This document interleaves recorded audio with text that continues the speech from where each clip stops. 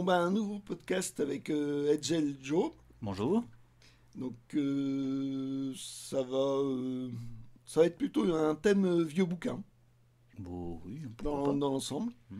Donc, il y en a un que je vais montrer tout de suite qui est voilà, non, en plus je tiens à l'envers. Donc, je sais pas si on peut le voir. C'est de H.G. Wells. Et bon, bah, je vais l'ouvrir parce que ce sera plus simple, hein. Histoire du temps à venir, suivi de récits de l'âge de pierre. Donc celui-là, je le connais pas. Et même le prix.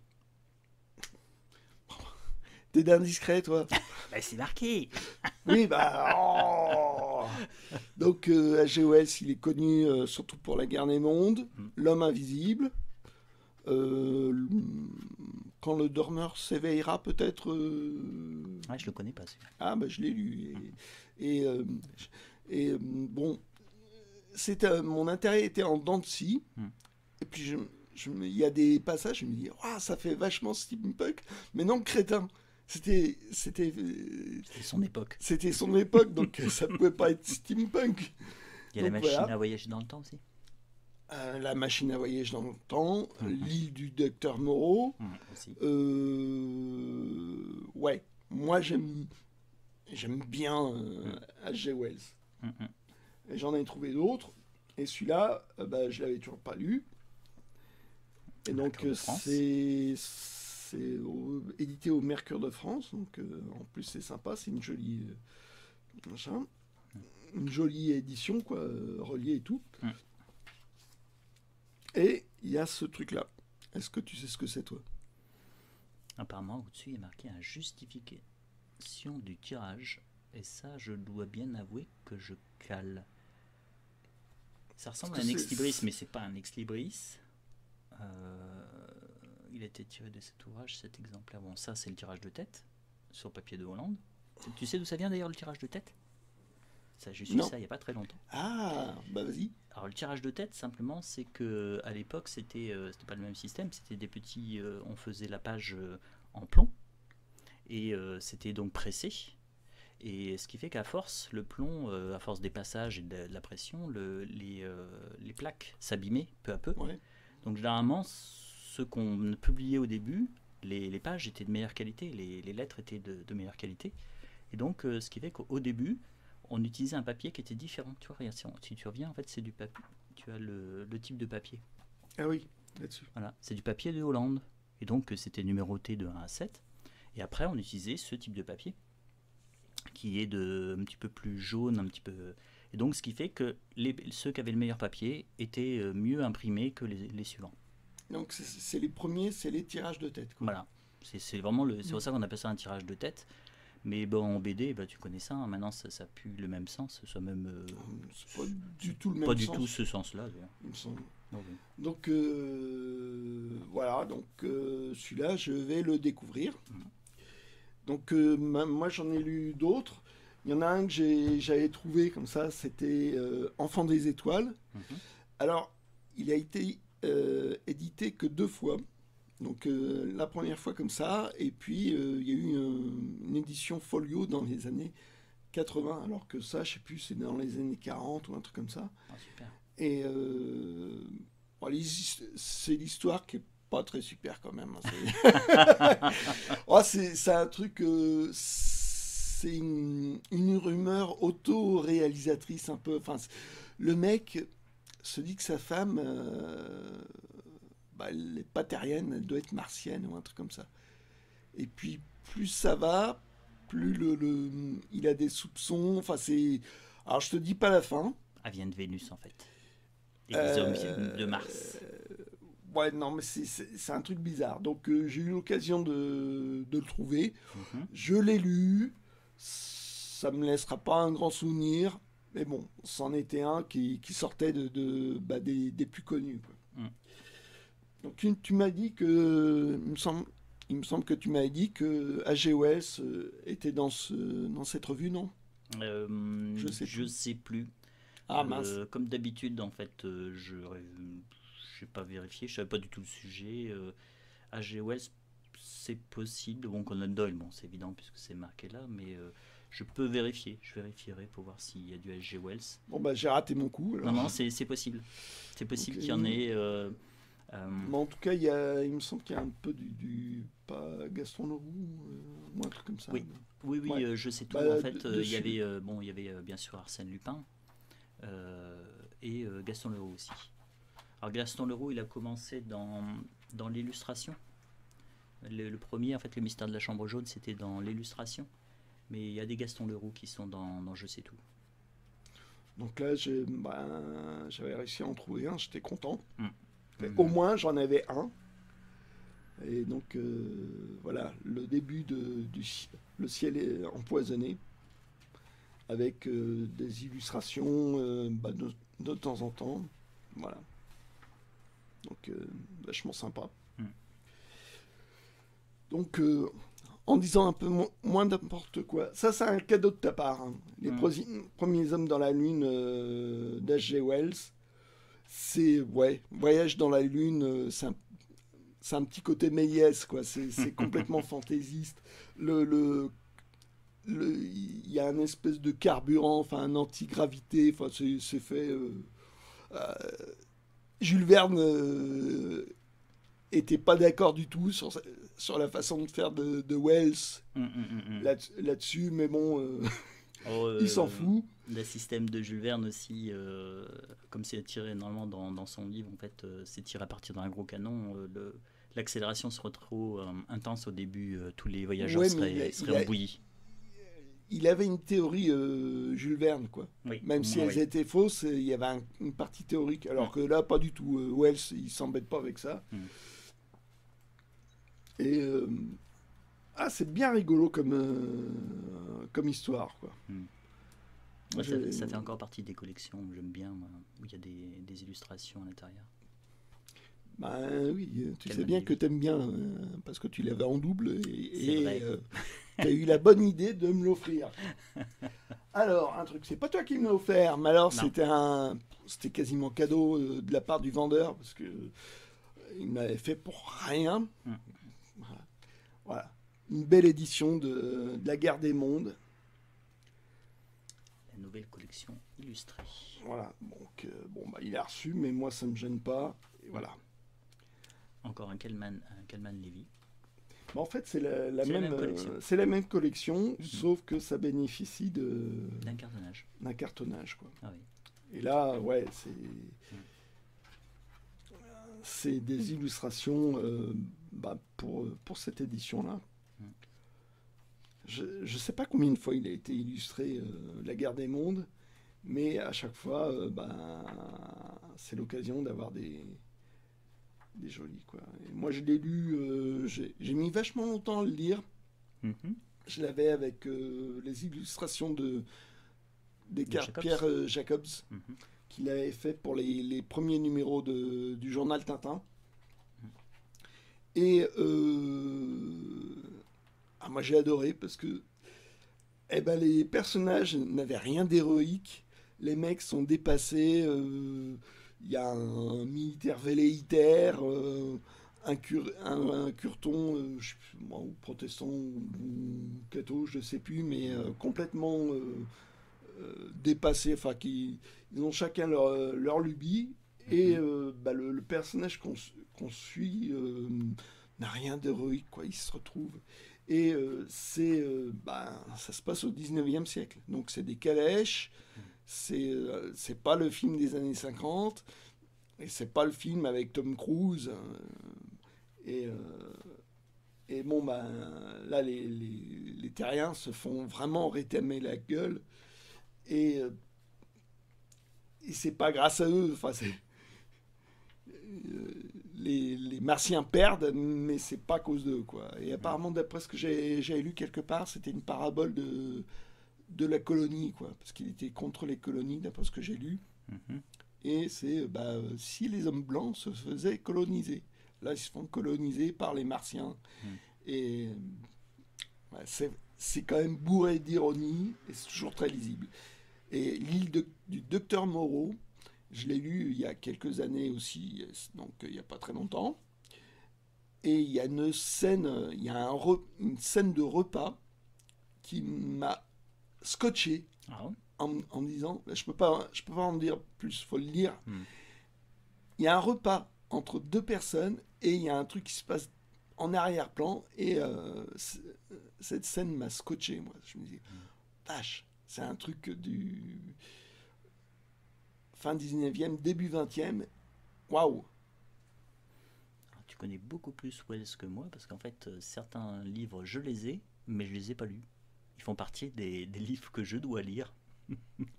Ah bah moi ouais bah il s'est trouvé que j'avais lu L'Homme Invisible, je sais pas, quand j'étais ado, la collection Mille Soleil. Mhm. Je l'avais pris notamment parce qu'il y avait une illustration de Bilal. Bilal. Ça, c'est c'est des bons trucs, c'est des bons Oui. hameçons pour moi.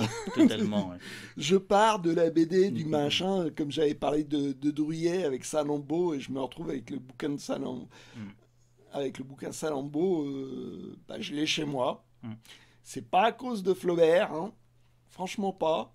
Parce que moi, on m'avait fait lire Madame Bovary, Ouais. ça m'avait ben, franchement ennuyé. Mhm. Le mot est faible, hein. Et bah, apparemment, Salammbô, ça vaut le coup, quoi. Mhm. Oui, Donc, je on verra. confirme. Bon, on va continuer vieux bouquin. Tu vas pouvoir intervenir Oh, et si je veux. si tu veux. Je te donne Vas-y, pas le vas-y. choix, surtout. Donc, je suis tombé sur ce livre broché qui en fait qui s'intitule voilà, Histoire du livre. Donc moi j'aime bien les vieilles éditions, ça a commencé avec les vieilles BD. Et là, ouais, ça retrace bah, très voilà, c'est quelques pages quoi. Ça survole donc l'histoire du livre, comment ça a commencé avec l'écriture, les hiéroglyphes. Et bon, J'aime bien la présentation. c'est super illustré et Ah oui. c'est un livre assez gadget, rempli Est-ce que je vais réussir à l'ouvrir, ce truc-là? Ouais, impeccable. Voilà. Donc, c'est un livre qui a été... Ça, c'est l'édition de 51, je crois. Et, ça est apparu apparemment la première fois, d'après mes vagues recherches, en Oui. 27. Mhm. Et donc, il y a des inserts comme ça qui sont, j'ai envie de dire, magnifiques. Oui. Oui. Voilà. Donc, On a le nom de l'illustrateur là, quelque part? c'est Marcel Jean-Jean, je crois. Ah oui, Jean-Jean. D'accord. Tu connais?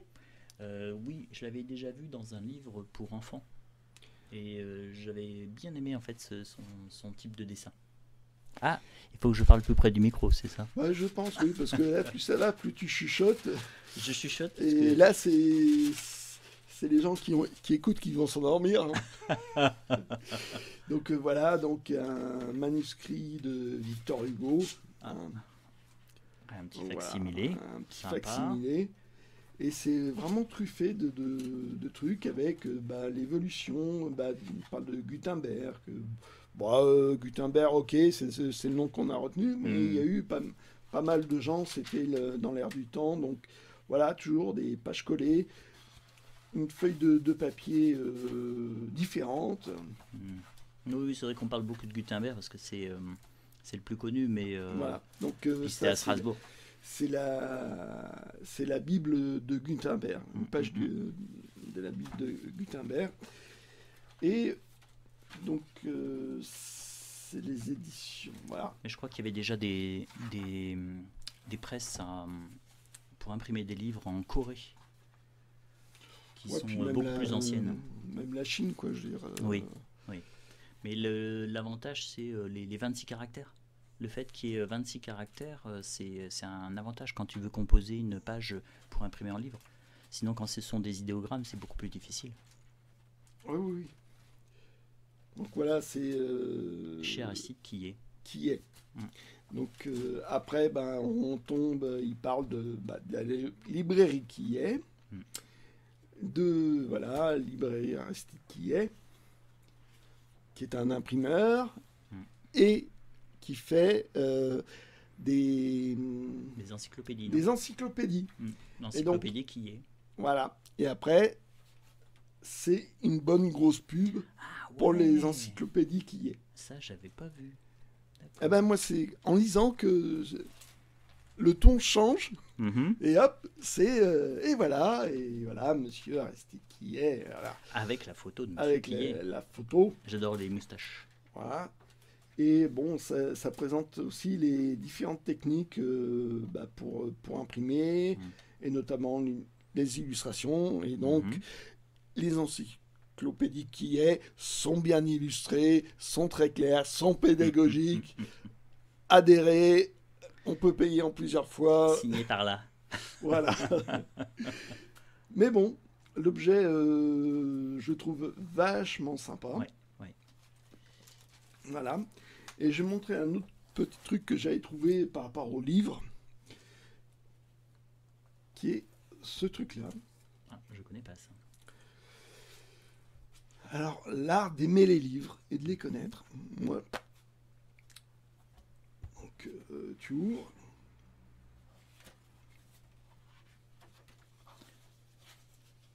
J'aime bien ce côté, ce petit carton pour protéger. Oh, Et en fait, c'est un D'accord. livre à relier.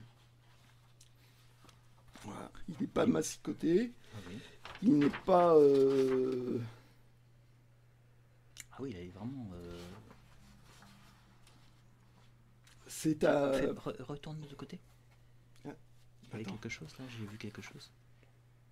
Regarde, c'est nominatif. Exemplaire sur papier pur chiffon, spécialement imprimé pour Monsieur Alfred Denet. D'accord, c'est vraiment nominatif quoi. C'est pour cette personne-là. Le truc quoi qu'à chaque exemplaire, il y a un nom différent. Enfin, Peut-être pas tous, mais peut-être. c'est quand même les bibliothécaires De France. de France. Ouais. C'est quand même des amateurs. Donc le mec n'a pas osé y toucher. Mm. Là, a dû le ranger et ne jamais Le lire. le lire. Faudrait que j'évite ça quand même. Hein. Jamais ça nous arrive ça. Jamais. Non, potentiellement, on a envie de tout lire ce qu'on a pris comme bouquin. Oui, c'est ça. Après, c'est... Idéalement, je veux dire. Voilà. Après, c'est... est-ce qu'on a le temps? Non. Non. Il faudrait... on aurait le temps si on pouvait se réincarner et puis ne pas oublier ce qu'on a... C'est ça, ouais. En fait, il faudrait qu'on passe toute la journée à faire ça. Voilà. Chaque jour. Ah bah, j'avais vu comme ça dans un vide-grenier, Mhm. un mec qui était à la retraite Ouais. et qui disait comment ça s'appelle, un anticipation fleuve noir par jour. Ah oui, quand même. Ouais. Et Bon. le mec, c'était son truc. Il me disait, j'en lis, je sais plus, un ou deux par jour. Mhm. Comme ça, je sais plus, en été ou 350 ou un truc comme ça, D'accord. quand je l'avais vu. Quoi. Il doit lui en rester. Je crois qu'ils se sont arrêtés à 2001 pour la 2001, collection. ouais. 2001 pour la collection principale. Et puis ils ont fait une petite série fantasy. Et la 2001, j'explique, Oui, c'est un jeu de mots sur l'Odyssée de l'espèce. Oui, c'est ça, il y au a un lieu jeu de mots. de l'Odyssée de l'espace. Ouais, c'est l'Odyssée de l'espèce. Ouais. Donc Ouais. toi, tu m'as Oui. apporté un bouquin. J'ai amené ceci. Je crois que c'est parce qu'on en a parlé ce matin. Bah vas-y, parce que moi, je connais pas ce livre. Oui. On a parlé ce matin du papier, des différents papiers, et donc je me suis souvenu que j'avais acheté ça il y a quelques temps. Je l'ai lu, je l'ai oublié, mais en tout cas, ce qui me reste, c'est que c'est un très très bon livre pour identifier le type de papier d'un livre, et aussi il y a toutes les techniques par rapport là, on À l'impression. voit à l'impression. Et ça permet aussi d'identifier, quand vous trouvez un vieux papier, une illustration, de savoir si c'est une estampe, si c'est gravé sur bois, si c'est une eau forte. Il y a tout un vocabulaire qui est très très riche. Il y a un vocabulaire aussi pour le papier. C'est vraiment très Voilà, très bien. Différents parchemins. Voilà, Qui différents en fait types de parchemins. de la peau de Du peau de mouton, j'imagine. peau de mouton, Ouais, peau de parchemin de chèvre. Et, Et velin, c'est le velin, c'est du veau. le veau mornay. Ouais. Mornay. Mornay. Oh la vache. Oui, oui, c'est une autre époque où en fait, c'est effectivement le papier n'était pas maîtrisé, c'était pas utilisé. Et en fait, comme souvent c'était à 99%, c'était pour faire la Bible. En fait, les pots, c'était ce qu'il y avait de plus noble pour faire une Bible. Donc il y a toutes les techniques, c'est vraiment impressionnant. Papier chiffon, qui est formidable. Papier chiffon. Qui est fait à partir de lin, je crois. Oui, c'est ça. De tissu de lin ou un truc comme ça. Avec du tissu. Mais à un moment donné, la production du papier chiffon n'était pas assez. Il parle des rousseurs. Les fameuses rousseurs. Et il y a toute une technique pour identifier le papier. Il y a même on va y arriver après un petit peu. Là, c'est le papier chimique du bois. Voilà, tu viens de le passer.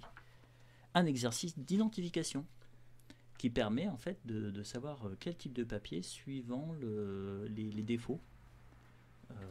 Et c'est vraiment. C'est les défauts qui permettent d'identifier le papier. Il y a différentes techniques. En fait, quand on voit, possède-t-il des rousseurs, ils sont identiques, donc en fait, ça permet d'éliminer des solutions. Là, on voit bien, là, mon papier présente-t-il une transparence sans vergeure ni chaînette? Oui, non, et en fait, ça permet vraiment à chaque fois d'identifier le papier. J'ai trouvé ça formidable, cette technique, en fait. Merci d'avoir fait ce livre, parce que c'est vraiment, ça répond à beaucoup de questions. Et en même temps, on fait quelques vides-greniers de temps en temps. Ça donne envie de... De temps en temps. Tous les dimanches, quoi. Non. Pas tous les dimanches. Pas tous les dimanches. Presque tous oui. les dimanches. Oui. Donc ça permet vraiment, quand on voit une illustration, de savoir ce que c'est. Ça aiguise l'œil, quelque part. Le tirage sur bois. Ah ouais, c'est bien... Ça, c'est une espèce de trame. Non, c'est de la gravure, ça. Oui, c'est gravure sur bois, et je pense que c'est un agrandissement d'un détail. C'est pas de la gravure sur bois, ça? Si? Ça, si. Le bois debout. Le bois debout, je crois que j'en ai parlé la dernière fois. C'est qu'on utilise juste le bout du bois, et après on assemble. Ça permet plus de détails que d'utiliser le plat.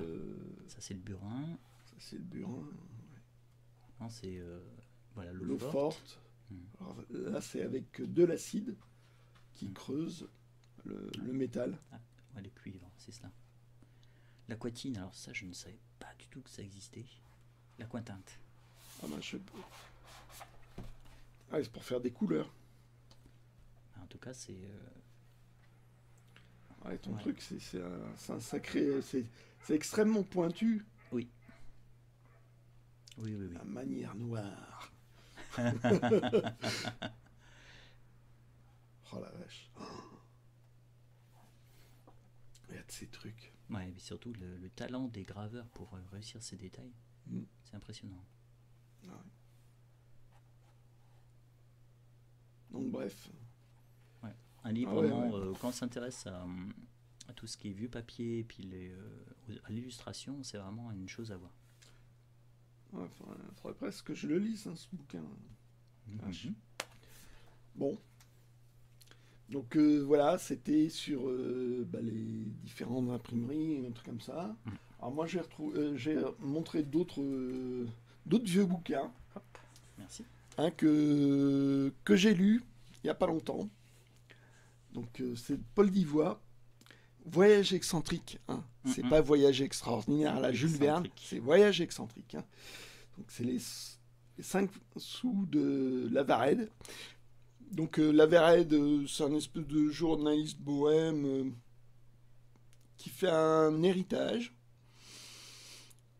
mais un héritage particulier parce qu'en gros, il doit faire le tour du monde presque en un an, je crois, un truc comme ça, mais avec seulement 5 sous dans la poche, mais pas plus. C'est pas beaucoup, 5 sous. C'est 25 centimes, enfin c'est que dalle, quoi. Donc il va être en passager clandestin, puis il va avoir des tas d'aventures. C'est un peu le tour du monde en 80 jours, mais complètement loufoque. Et je l'ai lu, je me suis bien marré. Moi, je trouve ça peut-être un petit peu de longueur, mais pas tant que ça. Et j'ai eu la chance de trouver cette édition-là. Vraiment très belle, Il est en super état. en super état. Et très illustrée. Et c'est marrant parce qu'il y a différentes techniques d'illustration. Donc il y a du style la vie, il y a du dessin au trait, il y a, j'ai envie de dire, des hors-textes. Si... Ah, c'est possible qu'il y ait plusieurs illustrateurs en même temps. Ça permettait de gagner du temps. Voilà, il y a vraiment. Bah ouais, ça vous change de Jules Verne. Ça se prend pas au sérieux du tout. Ce qui est bien. Voilà, puis il est accompagné de témoins pour voir s'il fait bien son tour du monde avec seulement 5 sous. Et donc c'est un anglais très anglais avec sa fille. Donc il y a des shocking, il y a des... Je crois qu'il y avait beaucoup de héros qui étaient anglais dans des romans français depuis l'Entente cordiale. Ah, En fait, depuis l'Entente cordiale, les Anglais n'étaient plus considérés comme l'ennemi héréditaire. C'était devenu plutôt l'Allemand, hein, ou le Prussien. Et donc, en fait, tu avais des héros qui étaient anglais. attends, Dans les, l'entente cordiale, ça date de quand ça? Ça doit être... c'était un accord avec la Russie aussi. C'était en fait pour des accords comment dire, de paix et surtout aussi pour se défendre contre un ennemi commun. Oui, mais ça s'est terminé à la Première Guerre mondiale, je crois. L'entente cordiale? Oui. Surtout avec la triple entente, parce qu'en fait la Russie après est devenue bolchevique. Donc ça a brisé. Bolchevique. Bolchevique. Alors, il y a des trucs quand même, c'est bon, il y a une ou deux fois le mot nègre, mais pas plus que ça. Dedans? Oui. Ouais. Oui. Par contre, voilà, t'as Les Chinois. En gros, il dérobe un cadavre Oui.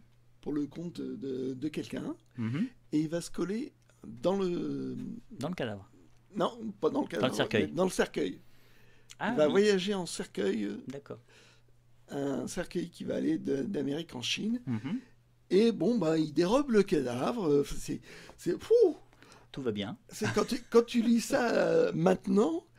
Ah ouais, quand même. Mm. Vous n'avez pas trop de considération. Non, pas trop, non. Mais bon, il y avait une bonne raison pour que le cadavre soit dérobé, mais c'était pas la sienne. Mais bon, c'est. Et donc, j'ai passé un bon moment, quoi. Voilà. Puis en plus, c'était très agréable à lire sous cette édition-là. Ça donne envie. Ça fait plusieurs années que j'ai envie de le lire, celui-ci. Ben moi, je l'ai fait. Et je dis, vas-y. Ok. Et bon, c'est celui qu'on retrouve le plus, les 5 sous de la Varède. Oui, oui, oui. Parce que, bon, bah, il a fait pas mal d'autres. Mais c'est le plus connu. Mais c'est le plus réédité en plus. Oui, oui, oui. Les autres, je pense que c'est plus hard. Et puis, bon, bah, regardez cette couverture. Elle est magnifique. Waouh. Ouais. On retrouve en fait tous les moyens pour voyager de l'époque. Hein. Et ils les utilisent pratiquement tous. Voilà. Ça a été adapté au cinéma avec Fernandel. Ah oui. Oui. Tu m'en avais parlé. Je dois l'avoir dans un carton, je crois. Les fameux cartons de Monsieur Detzel Joe. Voilà, légendaire. Bon, je vais terminer avec ça. Un Don Quichotte de la Manche, Cervantes, une jolie édition de chez Hachette, avec doré sur le côté. Bah, là, on voit pas, mais c'est doré. Hein. Les tranches sont dorées. Toutes les tranches sont dorées. Parce que c'est marrant, parce que on voit le Paul d'Ivoire. Alors, il est doré. Sur la tête. Sur la tête, mais pas ailleurs. Oui. Et en fait, c'est assez logique que ça soit la tête qui soit dorée. Parce que c'est ce qu'il voit le plus. Oui, il y a aussi une raison. Non, c'est en fait, généralement, quand tu as tes livres et que tu les utilises pas beaucoup, tu as de la poussière qui se met sur cette partie-là, la tête. Bon, tout le monde a connu ça. Et en fait, la poussière va fixer l'humidité et va faire les rousseurs. Alors si tu mets une tranche dorée sur la tête, la poussière se dépose sur l'or, et en fait, il n'y aura jamais de rousseur qui va rentrer dans le livre. Waouh! Donc voilà, j'ai craqué, c'était à 3,50 €. Ouais. Ça se refuse pas. Lourd Euh, sacrifice. Don Quichotte, Ouais. bah, c'est quand même un classique dont personne ne connaît. Tout le monde en a entendu parler, mais... J'ai lu que le début. Ah, t'as commencé à le lire, J'ai toi. commencé à le lire. Ah, Je ne c'est l'ai pas bien. dans cette collection, mais je l'ai dans la collection Les Portiques, je crois. Les portiques. C'est une collection en fait qui est assez fragile. Le dos est assez fragile, mais c'est une belle collection. Je t'en amènerai, je te montrerai ça un de ces jours. Bah là, c'est ce qui est chouette, ce que j'ai vu, ben, déjà les illustrations chouettes. Mm. C'est peut-être un peu normal parce que c'est des illustrations de Gustave Doré. Ah oui, effectivement. Donc c'est waouh. Donc il y en a un petit peu partout, enfin bon, dans ce genre de truc. Donc voilà, bon moi c'est le texte est abrégé, hein. Mm. C'est ça le seul dommage, hein. Mais bon, Je trouve que c'est une. vu mes C'est pas très grave. capacités de lire, ça m'ira bien. Mm. Parce que c'est pas ce genre de texte que je vais lire en premier. Mm. Vraiment. Illustré par Gustave Doré, excusez-moi, ça se refuse pas, quoi. Mm, mm, mm. Alors, Cervantes, en fait, n'a pas été juste écrivain. C'était un soldat avant. Et il a été blessé à la bataille de Lépante.